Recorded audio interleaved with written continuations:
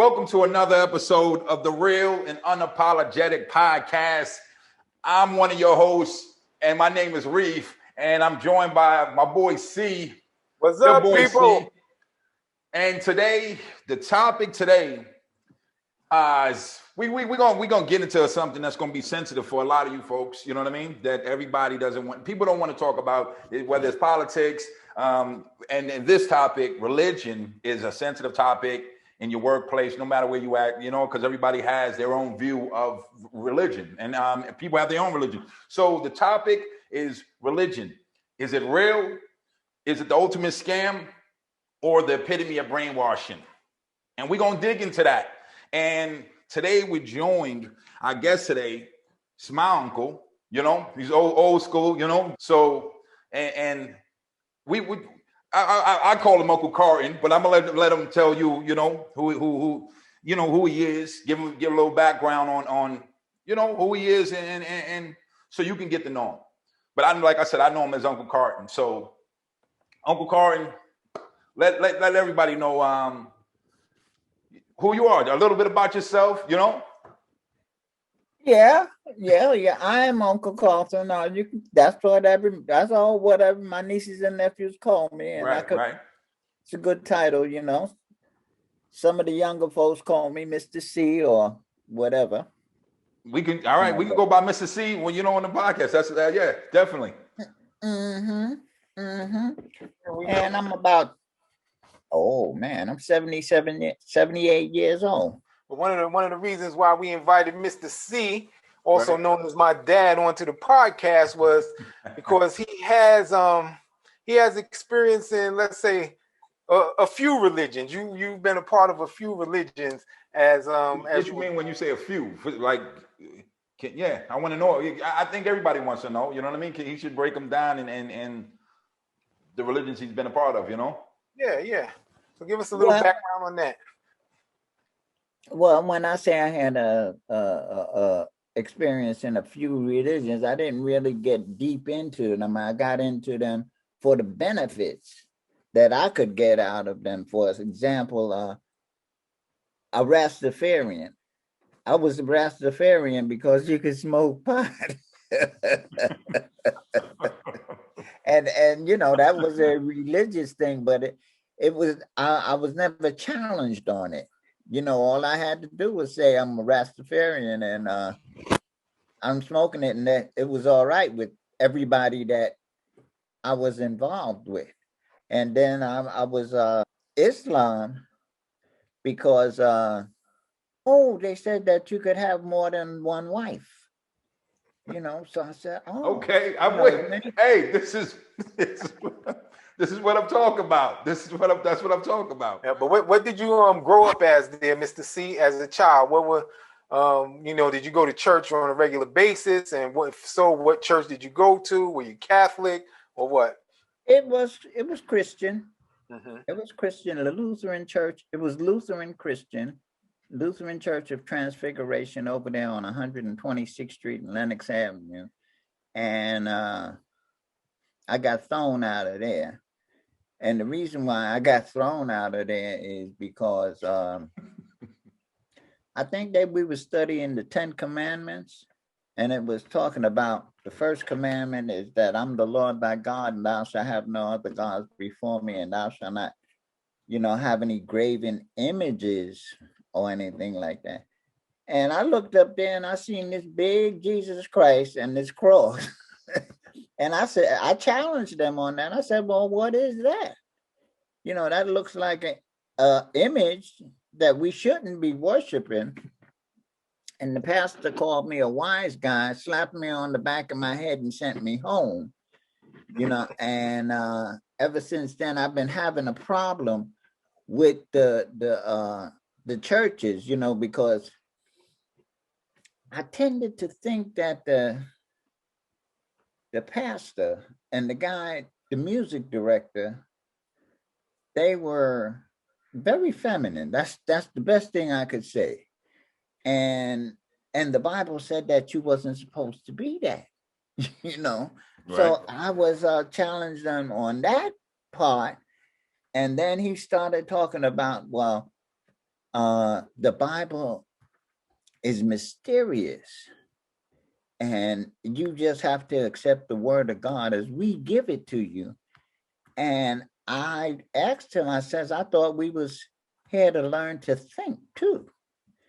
And he said, yeah, but this is the way it is. You know, in some areas you don't have the answer to everything, so you should accept everything until you know better, but you can't challenge everything. And I spoke to some people in the church, and they were saying, yeah, he shouldn't be at the pulpit, you know. But he was there. And sometimes, you know, you have to take what they have, you know, because I noticed that some people that are very feminine are real smart in some areas. I mean, super smart. And if I want that information, I shouldn't let what his behavior is, stop me from getting the information that I need to get from him. Right, you know, so I've learned to overlook certain things, you know, rather than stop me from getting what I needed to get. And, you know, when I spoke to my father about it, and he said that's one of the reasons why he don't go to church. You know, because there was so much hypocrisy in church, and people doing do what I say do and not what I do, right? Type of thing. But my mother wanted us to go to church, and we went to church as a family. And there was some benefits in going to church. You know, you had the support of the people. Everybody wasn't a hypocrite. A lot of people they were just following the crowd, you know. Mm-hmm. And it is a good network. It's good to have support from your peers. You know, sometimes you have your support from your peers in school, you know, and then sometimes you have support from your peers in church, and they give you both different opinions. And I got real confused on that, because the Bible is talking about God made the Bible in 6 days, and school is talking about that the earth is millions of years old. So I was a little confused about that, and I asked my pops about it, and he said, "Don't worry about it." So I said, "Okay," and go with what's happening with who you talking to then, because you can understand the 6 days, and you can understand the millions of years old. And I went along with that, you know. And now, what religion are you now? Good question. Right now, I'm involved with Jehovah's Witnesses. Okay. Jehovah's Witness. Yeah. Okay. So okay, now that's interesting. That definitely, you know. I'm gonna tell you why. Yeah, that's what I want to know. I'm gonna tell you why, because, you know, coming through Harlem and everything that was happening there, I happened to become a member of a couple of 12-step programs. You know, like Narcotics Anonymous and Alcoholics Anonymous. Yeah, I got you. What have you. And it was hard for me to grasp what they were teaching, because it was based on the Bible. It was based on, you know, the 12 steps was based on the Bible. But it took me, I think I realized I had a problem when I was around 25 years old. And it took me till about 41 to stop. Okay. Mm-hmm. But when I realized that the principles of the 12-step programs, when I decided to stop, they actually worked. And the biggest thing in that 12-step program, it referred me to a passage in the Bible. I didn't really understand what it was, but it said, we are renewed by the changing of our minds. Mm-hmm. And then that was a serious one for me, because I was a reactionary person. I really wasn't thinking. So I didn't know how to change my mind. I really didn't. I mean, what do you do when you change your mind? Right. So I had to work on thinking, and I had to work on changing my mind. And I had a sponsor there that says, the reason why you keep on going back to the same old thing is because you haven't changed your mind. And he says something like, see, when you think about alcohol and drugs, you think about how high it was in the good times and all of that. But in order to change your mind, you got to be thinking about the times you was living out in the street and the times you was throwing up at the toilet and right. The bad times, right? The hard times. And then I didn't think it was hard times, man. Well, sure didn't. No. Not when you're going through it, definitely, or coming out of it. That other end, yeah. See, the whole funny thing is, like, when I was living on the streets, I didn't think that I was living on the street. When I say that, I said I was living rent free. You was free. Right. So if I wanted some Italian food or some McDonald's, I could have that free, because at that time they didn't lock up the food that they was throwing away. So I could go in the back and get the food that they was throwing away and right. Get a couple of days supply and come on back to where I was staying. So it was interesting on it like that. So when I learned to change my mind about that, I didn't really want to change my mind because I thought this was the best thing going. And so let me ask you something. So right there about the changing of mind, do you think that's the reason why people get so uptight when you question their religion? You know what I'm saying? Because their mind has been set on, whether they're Christian or Jehovah's Witness. That's why they don't want to, discuss it or have an argument about it. Is that why? Because their mind is set, their mind have been changed, and so now they're stuck with that, and they're like, all right, I don't want to get out, move out of this. Yeah, and the reason why I say that is because, the groups of religion or cults, they tell you what to think rather than how to think. Right. So they really can't defend them, because I even ask questions, when about religion with other people, asking them, where was Jesus? I mean, what was he doing for 30 years before he showed up and started preaching, And I had a lot of questions. Who was his father? Is he really God? How many people have you seen that have become gods? If you look at other religions, they always say they do have a representative on earth. And some people call them gods. And I had to go and look that up, And in the Egyptian religion, the Pharaoh was God on earth, and it was by election. So I couldn't understand what was, because I thought God was this invisible force. And I just didn't, since I couldn't see him, I couldn't really believe in him until, and this is again, my sponsor in the 12-cent program was telling, you were telling me that if you don't see it, you can't believe it. But there's a lot of things you can't see. When wind is still, you can't see it. You can't see germs. You can't see gravity, but gravity is always working. If you don't believe in gravity, just step out the window and see if it's at work. Or like even something like air. You can't see it, but you're breathing, Yeah. But and growing up, I mean, and I can actually see where I get some of this from, because the same thing, I just noticed that whenever growing up you had a question about religion. There you go, right there. It was people was just, number one, they would question why you had questions. And whenever they couldn't answer, the answer was always, oh, you just got to go on faith.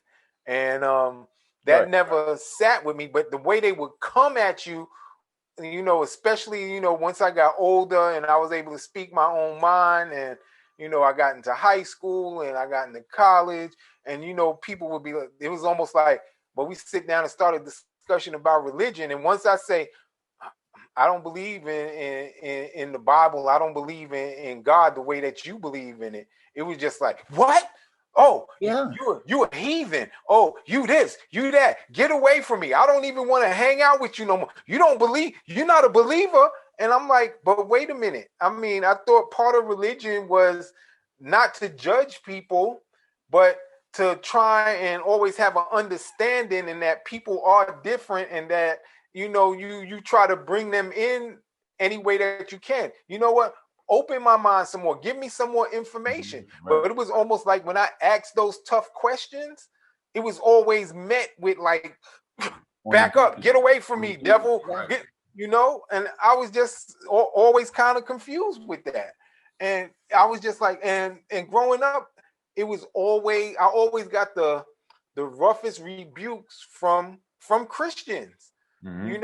Now if I sat down and spoke to, I had a Muslim brother that I used to work with, nicest guy in the world. His name was Raza. He would talk to me about Islam, but it was never like a forced thing. He would share something with me. One time one of my sons was sick. He said, hey, you know what? I'm saying a prayer for your son. Here's a little prayer that we follow in Islam that'll help heal your son and stuff like that. Nicest person in the world. But some of the Christian people would be like, well, that might be God punishing you because you're not a believer. I'm like, so God is going to give my son an illness because I'm not a believer? What kind of religion is that? But every other religion, Jewish, Islam, Hindu, they all came to me with comforting words, and it was never no harshness. Even when I said, look, I don't believe in God the way you believe in God, it was never any harsh words. It was just like, okay, but they would still talk to me. But Christians, no, they don't want to have nothing to do with me. right. No. I see that. See, right. Mm-hmm. And I just always wondered, why do Christians seem to get so uptight? Because and I'm gonna say this, because they don't want you to believe that there's any other religion, there's any other God. So they have to protect and stand on what they believe. So that's why they basically get on the defense, because they don't, it's like, say, take a kid, for instance, and the kid has, they have a stepdad, and they don't feel like that's their father or whatever. You know what I'm saying? They don't feel like that's their father. They got questions and stuff. And, they start questioning. The mother's like, no, that's your dad. But the kid sees he doesn't look like the dad. The dad may be light-skinned. He's dark-skinned. He doesn't look like him. He doesn't act like him. He doesn't have characteristics like him. He's questioning it. But the mother wants him to believe this so bad that she starts punishing him. And that's what Christians do. It's like, don't go against what we want you to think like this. We want you to believe in these commandments. This is the truth. There's no other truth. Mm-hmm. And if you go against it, you're not a Christian, which I don't believe that's how God, they say God is a forgiving God. That's not our God then. That's what the people that are teaching it and they're interpreting those words in the Bible, they're interpreting it incorrectly. You know what I'm saying? Because if God is a forgiving God, he's going to forgive me if I'm wrong. You know what I'm saying? If I'm wrong, he's going to come to me, comfort, like you said, like Hindus, they come to you comforted. He's going to come to me and comfort me and say, hey, you don't understand. I'll teach you. I'll walk you through this. You don't understand. You're not going to be on the defense. Yeah. And I see that, like you said, with a lot of Christians, they're on the defense, and it seems like they just set themselves on this pedestal where it's like, you can't touch me. I'm Christian. You know what I mean? And you're beneath me. And that's not, I don't think any religion should be forced upon anybody. Not in that way where you make a person feel less than because they don't understand. And that's why they're confused. Like you said, you were confused. You don't understand. So if you don't understand something, explain it, express it to me, teach me. Mm-hmm. If I don't understand math, the math teacher's not going to say, get out of my math class, you don't belong here. He's going to sit there and go through each problem with me. Right. And that's right. And you said something there too that I don't even think that most people realize, most parents don't realize they're doing, is that religion in almost all cases is forced up on you from a very early age. Because if that's your parents' beliefs, they're going to feed that to you. You know, you don't have a choice. As a kid, you don't know that there's another religion, especially when they put it to you, this is the way it is, and that's it.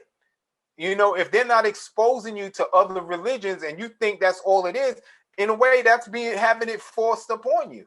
Right. You know, and in most kids' eyes, most kids grow up wanting to please their parents. So if the parents say that's the way this is, then that's the way it is.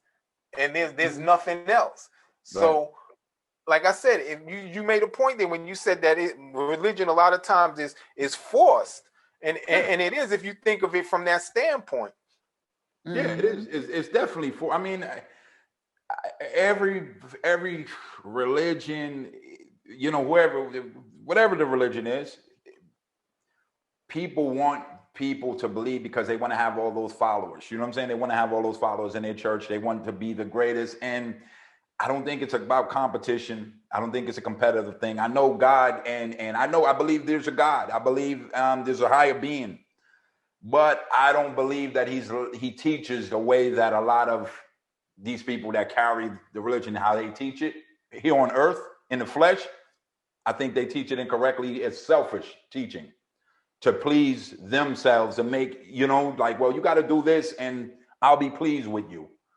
You know what I mean? But yes. What if I don't understand and I'm just going against something that I don't understand? And I got questions. I should be able to ask questions. But you tell me I can't ask questions? So then you're telling me that I shouldn't seek information?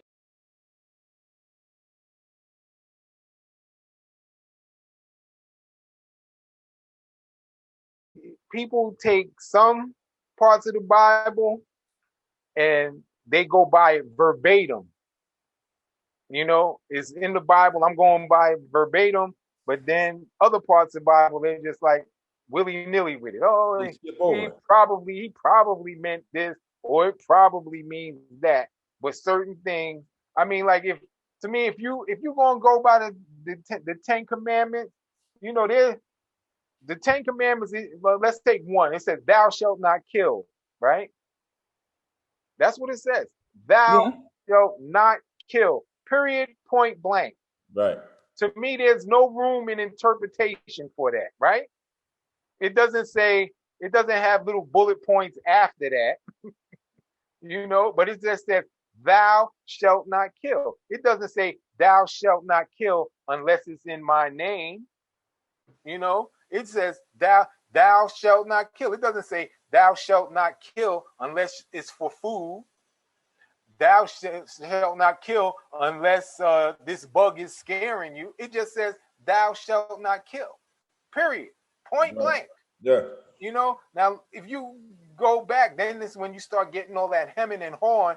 Well, if it says thou shalt not kill and it's period and point blank, what was the Spanish Inquisition?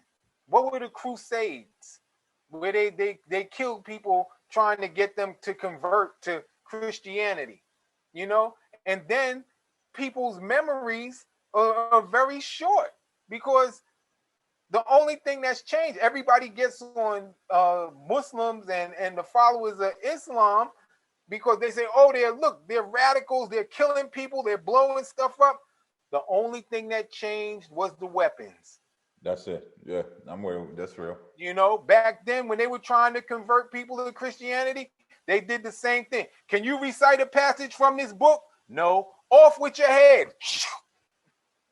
But now they look at Muslims as being savages and everything because they're doing the same thing. The only thing that changed was the weapons. They ain't have bombs back then, but they tortured you until you either converted or you died. But again, the Bible says, thou shalt not kill. It doesn't say thou shalt not kill unless you're trying to convert somebody. Thou shalt not kill unless you're trying to get them to believe. It doesn't say that. Thou shalt not kill, period. But the Crusades and the Spanish Inquisition, was given the okay by the churches back then. Mm-hmm. The way to spread Christianity, the way to spread Catholicism. That was why was that okay if one of the 10 commandments is thou shalt not kill? Well, that was instilling fear in the people. Mm-hmm. So they knew they had to follow, and they had to, whether they liked it or not, or they was going to get their head cut off. So it was the fear. Mm-hmm. But like I said, the memories seem to be very short, because now that when Muslims do it or any other religions do it, they're savages. Christians. Well, that's the same reason. That's the same reason why I told you that the Bible was mixed with truth and allegory and legend and myths, and it's not based on true facts. Don't forget that the religion and the Bible was to enslave the masses and keep them enslaved. And do as I say, do or else you get killed. Even if when you go back to Moses, when Moses was supposed to take his people to a land away from Egypt, they had to kill the people that was there to take over the land. But nobody talks about that. Yeah, nobody's going to talk about That's that. genocide, huh? Mm-hmm. Yeah. They had to kill the people, so. And people are going to say, I'm reaching and, here comes Mr. Conspiracy Theorist. But if you look at it, yes, like you just said, the Bible was a way to enslave the masses and to control people's thinking. Now, let's bring it forward into this day and age, okay? Mm-hmm. When you see that people are getting away from following that book and they're thinking on their own and they're making their own interpretations and that book can't be used to enslave them anymore, what do? What happens? And because it's happening in front of us and nobody wants to talk about it.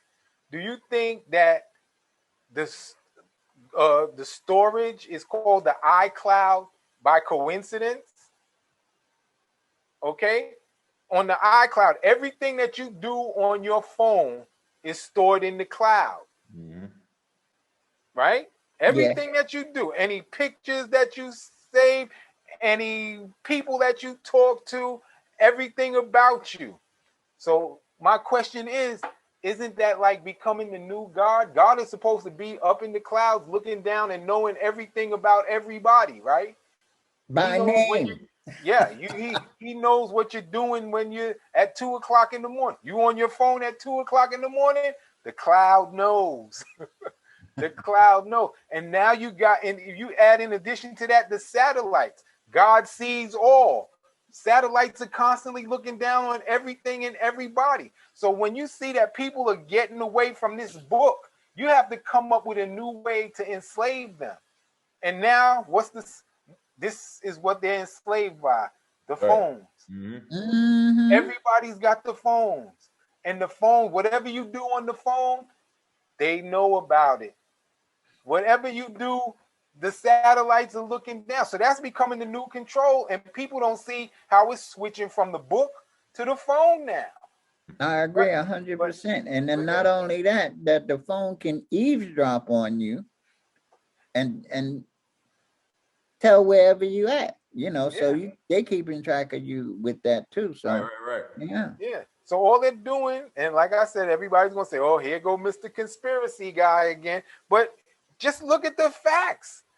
It's not called the cloud because somebody said, "Hey, we should call." It's called the cloud because that's where God is supposed to live. Oh, that's another thought. That's where that God is always looking down upon you, and He knows everything. Let's call it the cloud, and these phones are controlling everybody, especially the younger kids. Mm-hmm. It's controlling everybody. Now, police work ain't nothing no more. Well, okay, we looking for this guy. Hey, let's see where his phone was in the last hour. They know exactly where you are because of your phone. Right. You know? And then they go on Facebook for you. Yeah. Oh, yeah. Facebook is another database that they got everybody. What do you think all those challenges are? How do you look from 10 years ago or 20 years ago? They just keeping track of you, keeping record of you. Just, you know, how you look 30 years ago, your kids. Oh, your kids challenge. Post all your kids. Throwback Thursday. Let's see how you looked when you was in high school.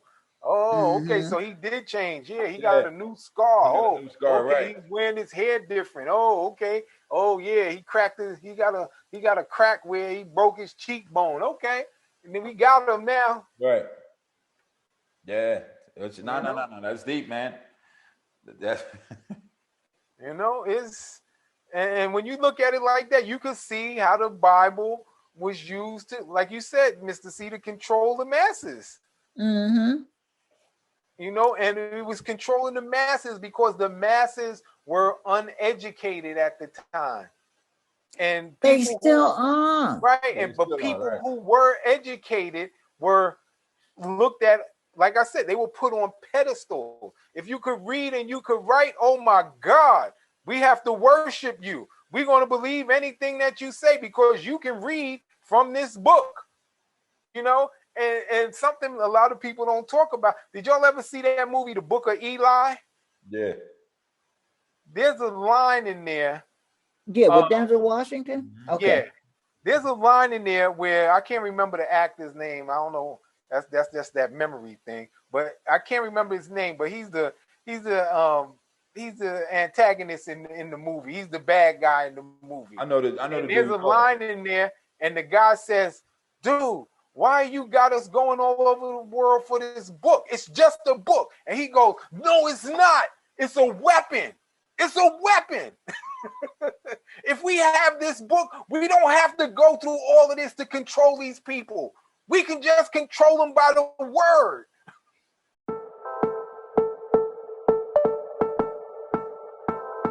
I think somewhere along the line where the Bible was written, it was saying that I forget who it was, that you don't have to occupy a territory no more. Just send in the ministers and they will control the masses, because occupying a territory was getting to be expensive.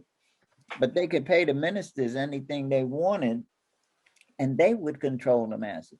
And they do it today. Yeah, they still do it. You ever notice a riot or something? They send in the minister.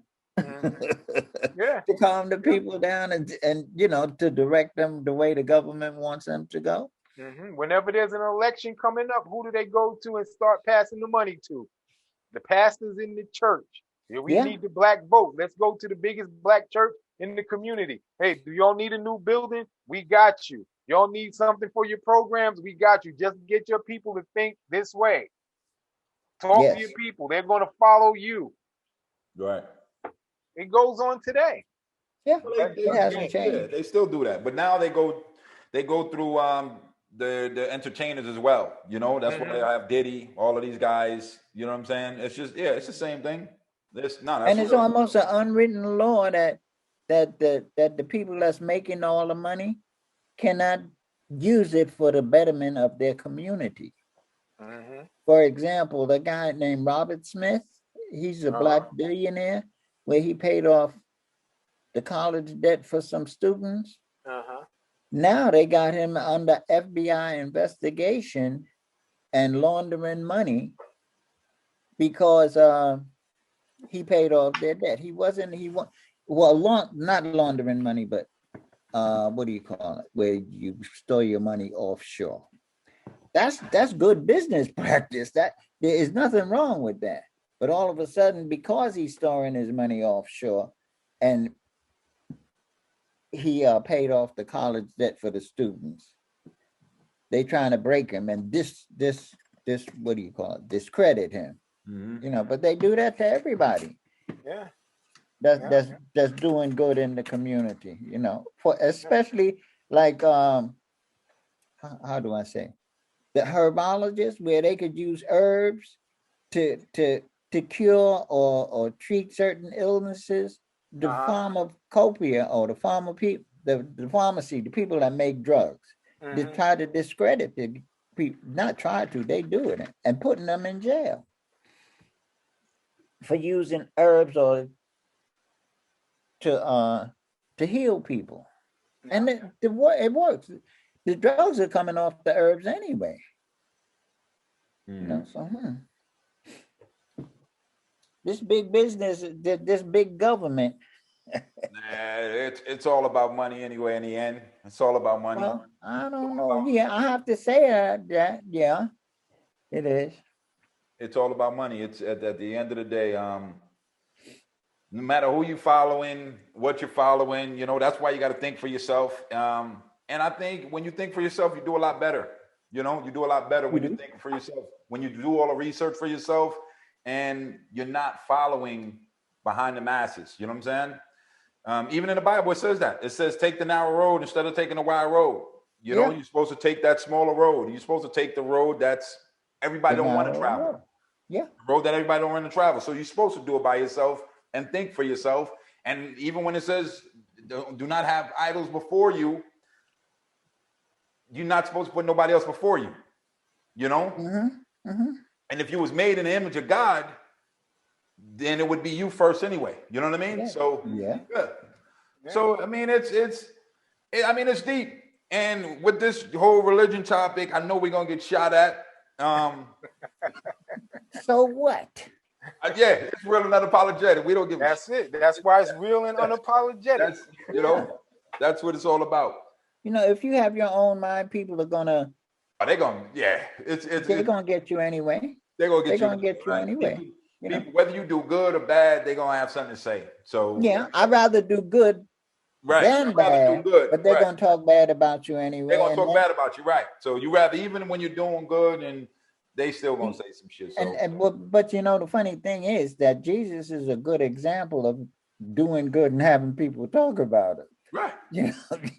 And then they put him in jail, and then they killed him. So talk about injustice. Yeah. Injustice been going on for a long time.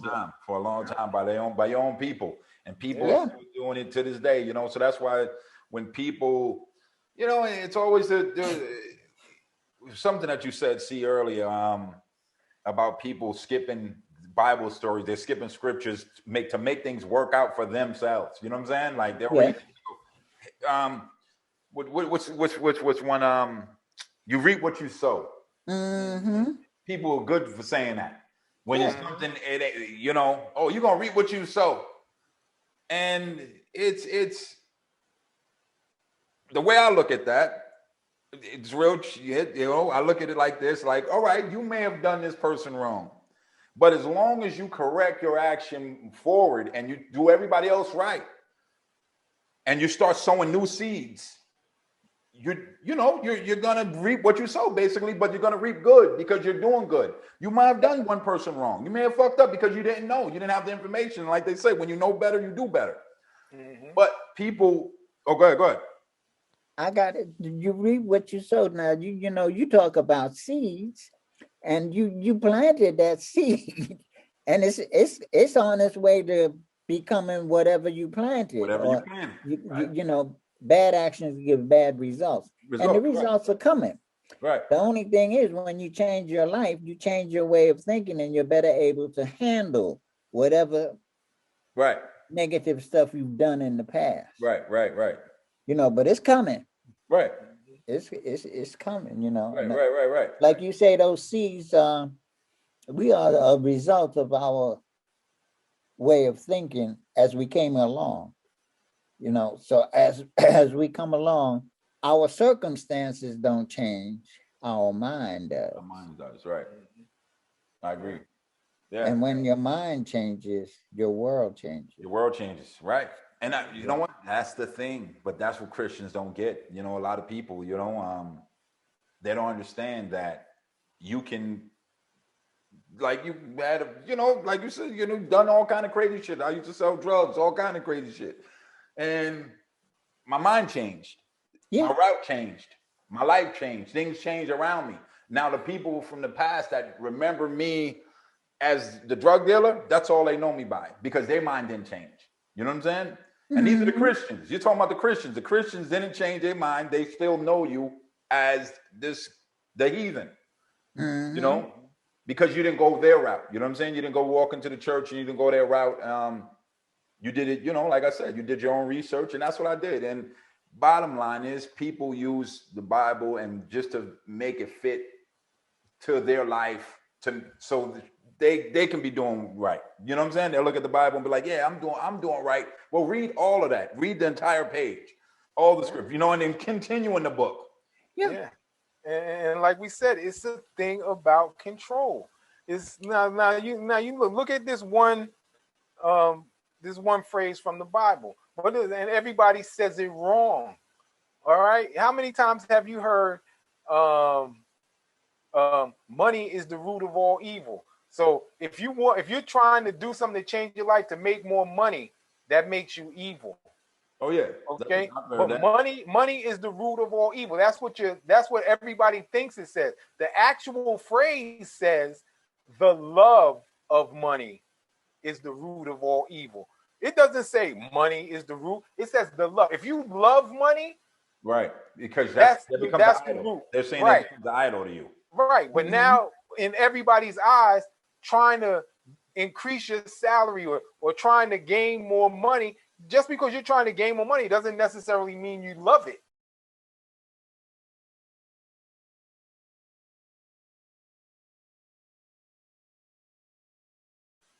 Well, I gotta come back for that. When they say that, see, like, not to cut you off, but when they say money is the root of all evil, I say no, it's the hand that's guiding it. So if I'm doing, you know what I mean? If I'm putting it into the children and I'm building, then no, it's not the root of all evil, because it's not being guided by me, I'm guiding it.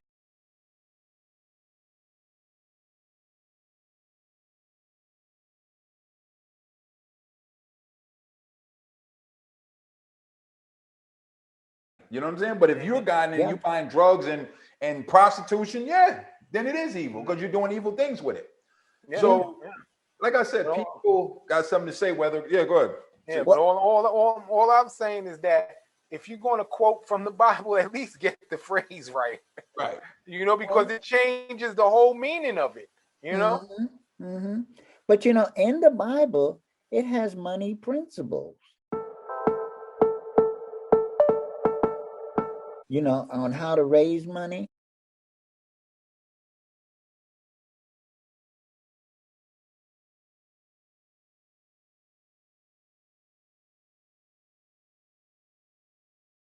And because in there they were talking about the talents, where the guy was going out of town and he gave 3 employees that he was working with, and one buried it. Yeah. And one got 2 talents and one got 5 talents, and the one that worked the money and he came up with more talents, and the boss came back and took I couldn't understand why the guy he said, I buried it to safeguard it, you know, and he said cruel, and he called them bad names anyway.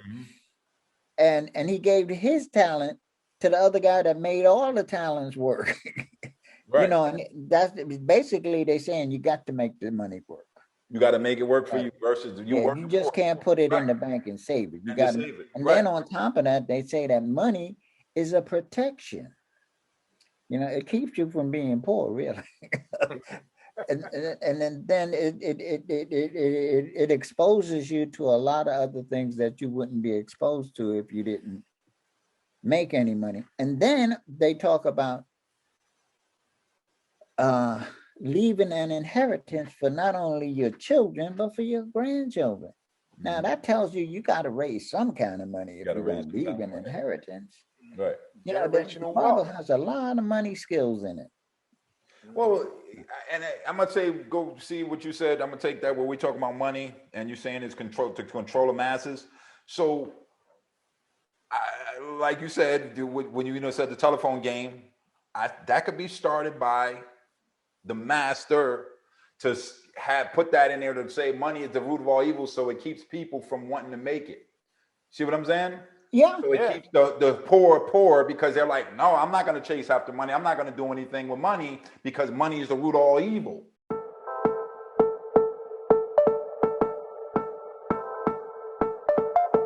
So they don't understand the actual phrase. So now they're being controlled by, like you said, that telephone game. When by the time it gets to you, you're following behind something that's ruining you. You know what I mean? This phrase, and you're like, oh, money's the root of all evil, and it's like, no, idiot. You know what I'm saying? It's not. Yeah. It's what you're doing with it. That's the root of all evil. You know where you're planting it. I gotta say this on top of that. You know, in certain instances, I had $100 bill and a single dollar bill, and I threw it down on the ground, both of them. And I say, which one would you pick up? And again, I said, I'll pick up the $1 bill. I said, well, why would you pick up the dollar bill? Well, I don't want to seem greedy. But I'm saying to him, it takes the same amount of money. I mean, the same amount of effort to make a lot of money as it does a little bit. So you should go for the most. Right. You know, and it's not being greedy. I think it's being smart. It's being smart. Yeah, well, again, the master, and what I'm using that because that's to control the masses by you teach all of this negative. So the poor will take on the negative and say, I don't want to be greedy. I don't want to worship money. I'm not going to do this. So then they will have none. And then they look at the master as them being treated poorly when really it's the poor thinking that they have. Right. Can I take exception to that? You know, you use the word poor, and it's a good word, but it's actually ignorant. People don't know any better, and that's what keeps them poor. Right. Yeah. That's why I said poor thinking, the poor mindset. Okay, poor thinking. Okay, I got poor that. mindset. And there's a phrase I use. I tell people, I say, you know, you have a bum mentality. So somebody said to me before, they were like, man, I'm not a bum. I'm not this. I'm doing this. I said, no, I'm a bum. The man that's without a home is a homeless man. He's not a bum. You know what I mean? That's what people might say. I said, that's incorrect. He's a homeless man. He's just without a home. A bum, a mentality is that guy that just lays there on the couch. That's a bum, and he doesn't want to do anything. He doesn't want to work. You know what I mean? He doesn't want to get out of the situation he's in to help himself. So it's a bum mentality. It's no different than like that poor mindset, you know? And a lot of people are okay with it because they rather not be greedy. They think that they're following God and going, well, I'm not being greedy and money's not an idol. So, and then this is another thing they run to is the meek shall inherit the earth.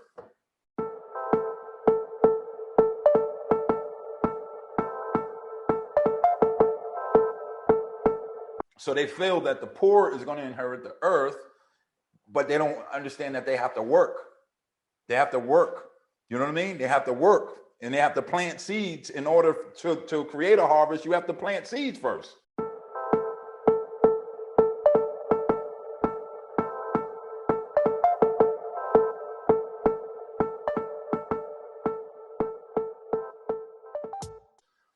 To inherit anything.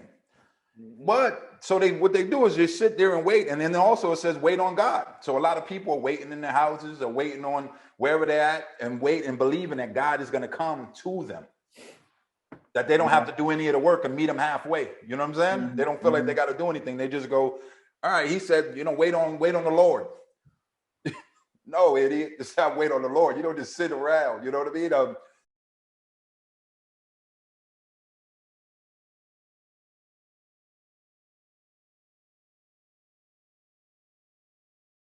You got to work. Life is proactive. Yeah. Right. You got to God works to people, and you one of the people, especially if it's for you. Right. God gives you the idea and the energy to get what you want. Right. And you got to do it. Though. You got to do it. What's the saying? God helps those who help themselves, right? Yeah. If you want your prayers answered, get off your knees and hustle. That's it. That's the real Bible right there. Those quotes. Yeah. That's how you break the Bible down right there. That's it. Those four quotes that's it, right? Yeah. People will look at it and you know they'll continue think that by going into the church without doing the work, you know, it's gonna make life better for them. And it's like, no, you got to actually get out here and do the work. You know what I mean? Like you said, God gives you the idea. He gives you that hustle, whatever. You got to get out here and do it. You got to get out here and put it to work.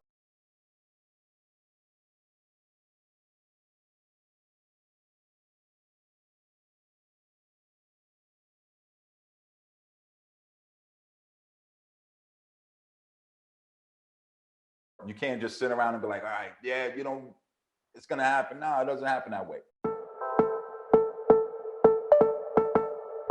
What are, you know, see, we give people solutions. Mm-hmm. And what are going to be a couple solutions? I'm going to start off with Mrs. C. Solutions to religion that when people don't understand, what should they do? You know, what should they do? Or if they're following a religion and it's not working out for them and they don't want to become, like you said, disassociated with the church and they, you know what I mean, and look bad or down upon, what should they do? How should they handle these situations? Well, first of all, they need to run into a guy like me, you know. And when I say that, I'm saying my job is to dispense the message, right? And it's up to them to do with it what they want, you know. But I try to be the best example of what I understand the principles, morals, and values of life is, so that they could. But I come to find out that you can't make anybody do anything. It has to make sense to them. And it, you know, because some people have come to me and asked me, well, what am I doing? Why is your life so good? And I can explain it to them, but they got to I can only open the door. They got to walk through the door. And they got to take the action. I have to expose them to the information. And they take it and do with it what they want. And I come to find out that I can't make them do anything. You can't make nobody do anything. But yeah, the best thing I can do is live my life, the best way I see it. And if you want to emanate me or imitate me, that's the only way I can do it. Right. Yeah, that's good. C, how about you, C? And look, it all goes back to why we started this podcast, man. It was to bring a different viewpoint to people so that they can stop, you know, staring down the road and just blinders and miss all the stuff that's on the side of the road that can help them. And number one, yes, is some toughness is involved. There's going to be some pain involved. But if it's something that you truly believe, stand up for it. Don't just be like, oh, this is too difficult. I'm just going to jump on the bandwagon and call it a day. You know, do like I did. Do your own research. You know, and when you tell people, you know, study the Bible, you know what they do? They actually go back into the Bible and, well, maybe I'm not reading it hard enough.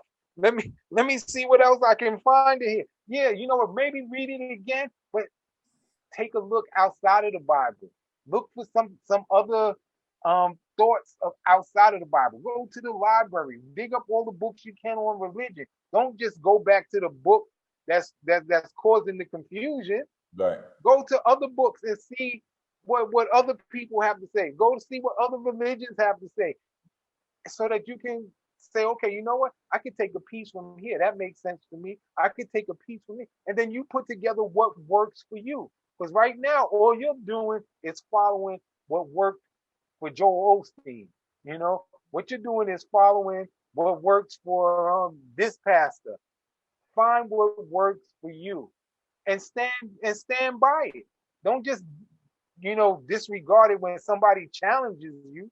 You know, study enough so that when somebody comes to challenge your way of thinking, you can stand up and defend it with no problem. Right. And just be open. You know, that's the main thing. I think just be open to new ideas and new thoughts. And don't just fall for that. Well, that's the way it is. Oh, it's got to be faith. You got to believe. Find what works for you and study it enough so that you can stand by your decision. That's it to me. Right. Nah, that's real. And I say gather up along the way, along your route, gather up a set of tools of principles that have become principles for you that you stand by and that you'll live on. You know what I mean? And that's from through all your experiences in life, your elders' experiences, teachers and masters, and take these principles and live by them. And it's no different than what you're saying. See, is that believe on them and stand on them. You know what I mean? And if you don't stand on anything, like they say, you'll fall for anything. If you don't, you know what I'm saying? You don't stand for something, you'll fall for anything. So, and that's why people are just believing anything and everything that anybody pushes their way, because they don't have any real foundation of their own. They don't come up, they don't come from anything. So let me ask you a question. Yeah. When you are on this spiritual journey of life, everything is new. And everything is how can you stand for something if you are getting new stuff into it? You can't really defend what you want to believe, or you have an inkling that is right. Right.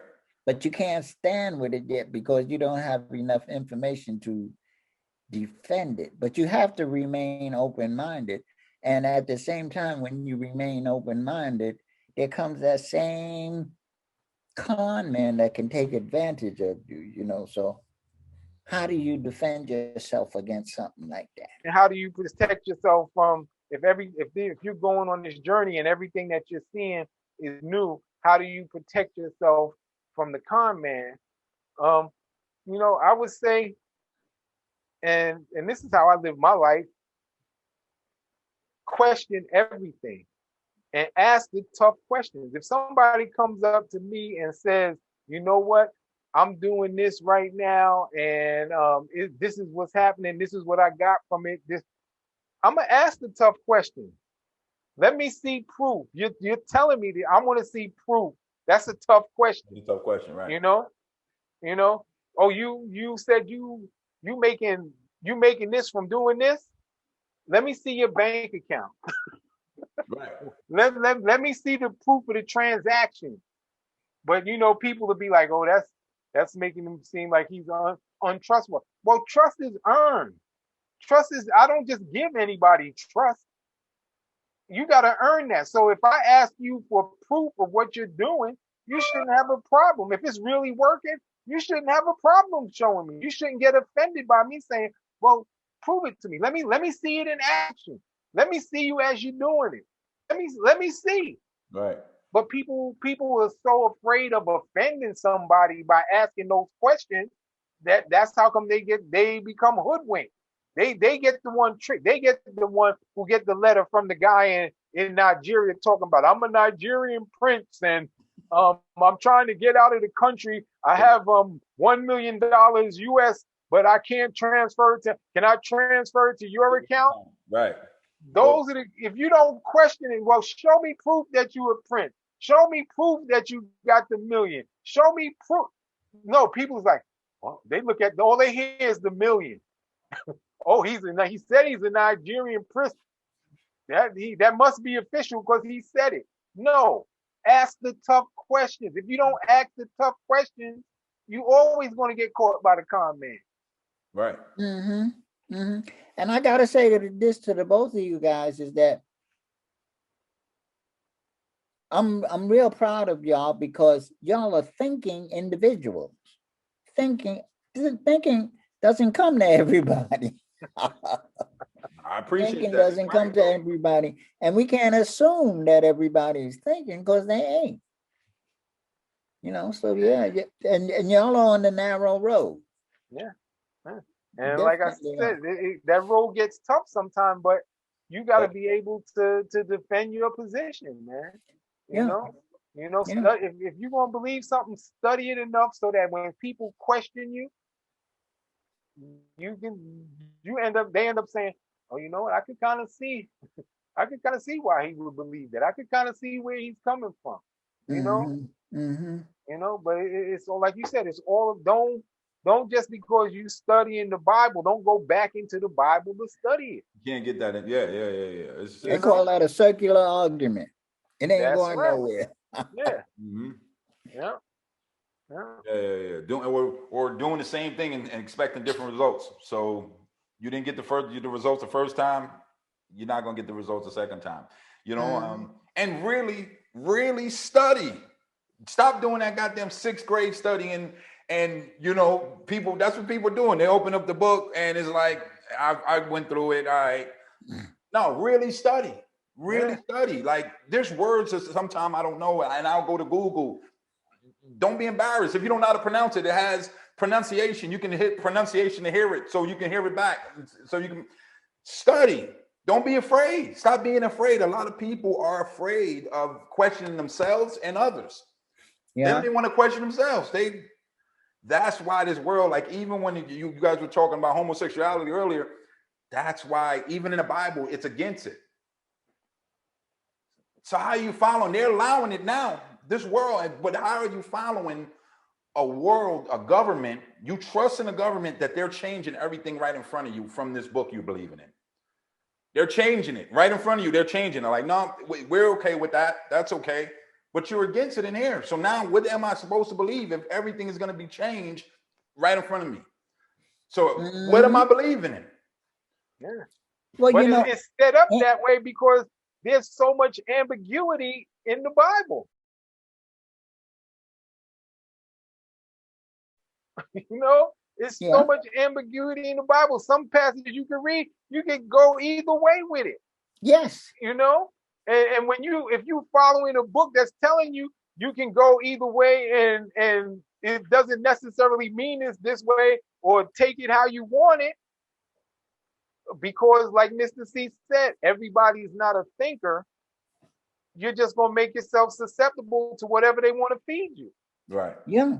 And inside the Bible, it says the whole world is in the power of the wicked one.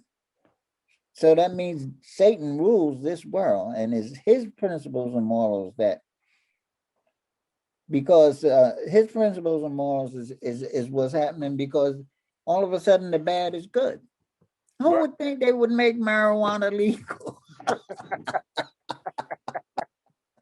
That's a money thing though, because they made back when it was just booze and they were bootlegging it back in the day, moonshine. They seen it was money in it. Mm-hmm. Our government this is why they say don't be greedy, because it's their asses are greedy. Because they see money in anything. If cocaine didn't have the effects of that, cocaine would be legal too. Yeah. But because it has bad side effects, they're like, we can't really fuck with. Weed, it does this, it helps this, legalize it. We can make money off it. The only thing bad about cocaine is you can't afford it.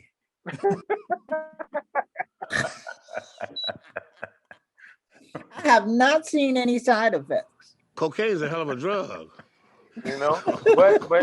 But check this out, and I want y'all to go back and investigate it so y'all don't think that I'm talking out of the side of my neck. But cocaine used to be in Coca-Cola. It used to be in everyday products. Patent medicines, yeah. Yeah, but what happened was some of these white senators basically started a room. I can't remember which senators, but he had a problem. There was a black guy that was, let's just put it nicely, was having extramarital affairs with his wife, and he happened to know that the black guy was on cocaine. And he thought that cocaine gave him superior lovemaking abilities, and that's why his wife was going out of her mind. So they because of that is why they decided, we got to get this cocaine out of the system. We got to make this illegal. Go back and look at it. I believe it was like in the early 1920s, 1930s. But it was a big scandal, and that's why cocaine became illegal. But before Coca-Cola actually had cocaine in it. A lot of medical products actually had cocaine in it because of the benefits it gave. It gave you more stamina. Some people say it cleared your head. I mean, it had a lot of benefits to it. But once they found out the black guys are getting this and they coming after our women. It was a Like, wrap. fuck that shit, right? Yeah. It was a wrap. Before she has a nigga baby, we're gonna get rid of that cocaine. That's it. Yeah. No, real, man. This is, we on Real and Unapologetic, man. We say what we want. We talk. We talk real. We say and talk about stuff that everybody wants to talk about, but for whatever reason, they're afraid to do it. What we got? See on fuck up of the day. Fuck up of the day. Let's just say, if you want to be in a relationship, but still you want to maintain being a player, make sure your shit is correct. And this comes down to the cell phones again. I don't even have the guy's name, but apparently he went on a trip to Vegas and told his significant other that he was going with his boys. It was just going to be him and the boys. They was going to go gambling and just hang out and do what boys do. This knucklehead takes a picture, a selfie in the mirror in the hotel room. And what's in the picture? Women's products.